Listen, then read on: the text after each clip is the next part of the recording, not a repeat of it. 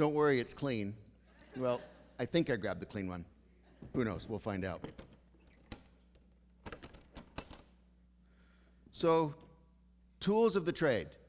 It doesn't matter if you're a butcher or a baker or a candlestick maker. We all have them. I am the son of a plumber, and these are some of the tools that I grew up with. But I knew from a really young age that my dad's tools were not going to be my tools. See, I'm not mechanically inclined, not in the least. His trade was not going to be my trade. So my parents encouraged me to do something different. So I've spent time in retail, in advertising, mobile communications, and I ultimately landed in an industry that I'm pretty passionate about, one that inspires me every day, but one whose tools are dramatically different than my dad's. You see, I landed in the world of insurance. I expected more oohs and ahs over this. I really did. I landed in the world of insurance, specifically health insurance, healthcare. And I'm inspired every day because we get to make a difference in people's lives every single day. And after 25 years in this business, I've hired and I've developed and I've retired countless individuals. I've led teams that have touched almost every aspect of the industry that I work in.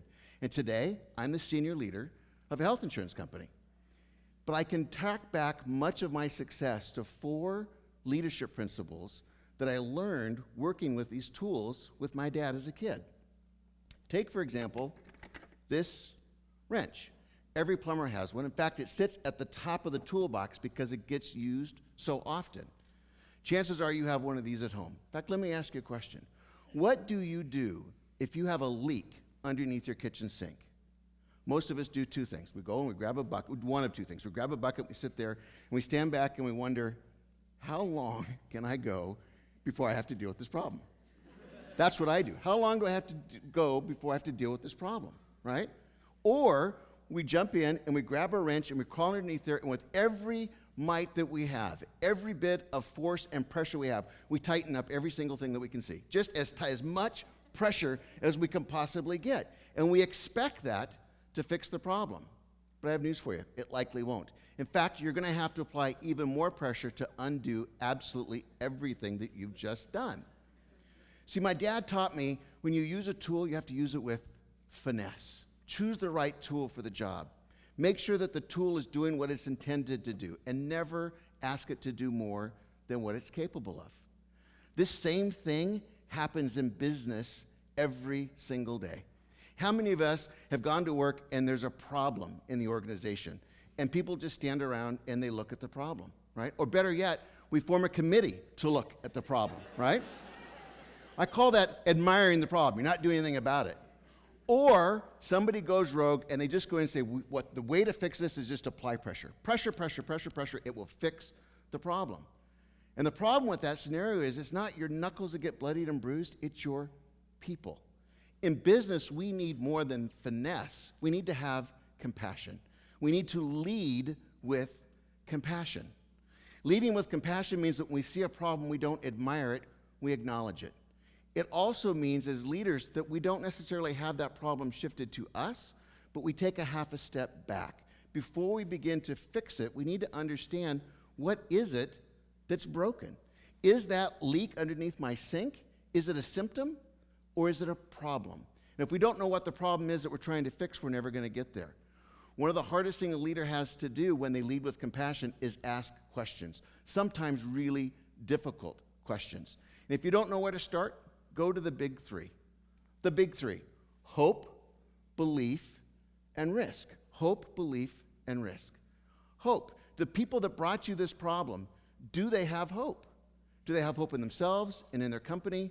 And if without hope, you don't have a whole lot, right? So you better hope you have hope. And then belief. What do we believe? Do we believe we have a problem? Do we believe we have the capability to solve it? Do we believe we have the right people at the table to get that done? And the last is risk. What is the risk presented from this problem? What's the risk if we don't do anything about it? And data. Most decisions around risk are steeped in data. What's the data? Who has the data and who's going to be held accountable for this? So when we lead with compassion, we acknowledge the problem, we step back, assess the problem, and collectively as a team we go forward to solve that problem. In my family, there's one commonality between my brothers and I, and that is that we're all really curious individuals. And I think it stems a lot actually from my dad, who's done all kinds of different things. This guy's been everything from a rodeo clown to learning to play the bagpipes at age 40. Now, oh yeah, you don't know what a true appreciation for music is until you've lived with somebody learning to play the bagpipes. I tell you what. But curiosity is just part of who we are. In fact, I remember one time my older brother and I, we were just really little kids. We'd gone to the dentist to get our teeth cleaned, right?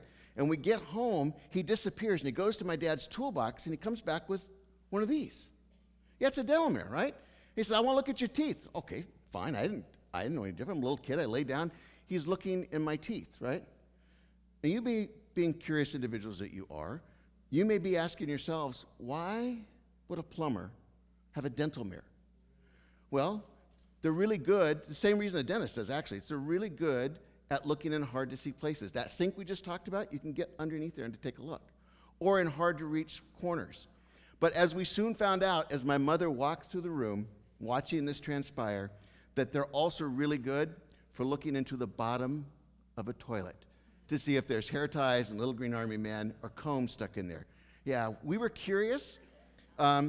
We were infectiously curious, which is exactly, maybe a little different connotation, but exactly the level of curiosity we need to instill in our businesses. In today's 21st century environment, where organizations clamor for innovation and creativity and agility, we have to create a level of infectious curiosity, and it starts with us as leaders. We need to be curious. Be curious about yourself, about your company, your community, and the people that you serve, and allow that to permeate throughout every corner of your organization.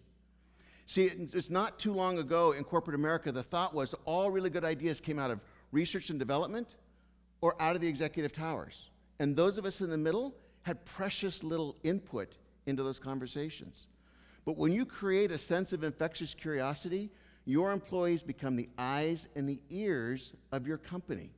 And watch what happens next. Those eyes and the ears become the voice of your customer. And your customer will tell you where you need to innovate. They will tell you daily what works and what doesn't and where you're positioned in the community. You have to have a sense of infectious curiosity. Now, in addition to being curious, we're also a very competitive family. I have 3 brothers. There are 4 boys in my family. We are competitive. Boys compete over everything. My parents are small business owners. In addition to their plumbing shop, they had a number of other different business enterprises. Small business is competitive. We competed in athletics and activities. We were taught the competition is good. In fact, in business, competition is good. And we compete because we want to compete to win. But we were taught that when you compete to win, you must win with dignity. And that was never more evident than watching my dad referee junior high and high school football, where his tools at that time were his yellow flag and his whistle, and the ability to call timeout and hold players and coaches and parents accountable to the behavior. See, when a team walked off of the field after he refereed a game, somebody walked off as a winner, but they won with dignity. And we need to do the same thing in business today. Winning with dignity in business today means that you never forsake your ethics, your brand, or your reputation to win. Never forsake your ethics, your brand, or your reputation to win. We have a great, if not somewhat painful, contemporary example of what happens when an organization is so driven to win that they forget to win with dignity. Wells Fargo Bank, 2015, the largest bank in the world. We now know what's happened with Wells Fargo Bank. But Wells Fargo, like most businesses, is a human institution. And humans all react differently to pressure. And there was intense pressure in that organization to win. And what happened is some people gave themselves permission to round off the edges of their ethics. They stood in the shadow of their brand and they forsake their reputation. The organization ultimately won, but it didn't win with dignity. 5,000 people have lost their jobs. Their CEO has resigned. When we compete in business, it's okay to compete to win, but win with dignity. Never forsake your ethics, your brand, or your reputation. So we come to the most iconic tool of them all, the most iconic plumbing tool of them all, the lonely plunger, right? This tool serves with a purpose. It serves with a purpose. It's not aspirational, right? We don't aspire to have one of these. We don't stand in line for 3 hours to buy the latest version of the eye plunger. Although I suspect if there was an eye plunger, certain people here would actually probably do that. It's not decorative, right? We don't hang this on our wall. We don't put a picture of it in our wallet. It simply serves with a purpose. And it serves with a purpose at times often of crisis or discomfort or when it's needed most, right? Now, a lot of us can equate serving with a purpose to a different nomenclature. Nomenclature called servant leadership. Servant leadership is serving with a purpose. It's being in service to others to help them excel simply for the sake of helping somebody be better at what they do, with absolutely no expectation of anything in return. As we think about these tools, the interesting thing is these tools are all instruments of management. Management and leadership are dramatically different. You can be a manager and not be a leader. And you can be a leader and not be a manager.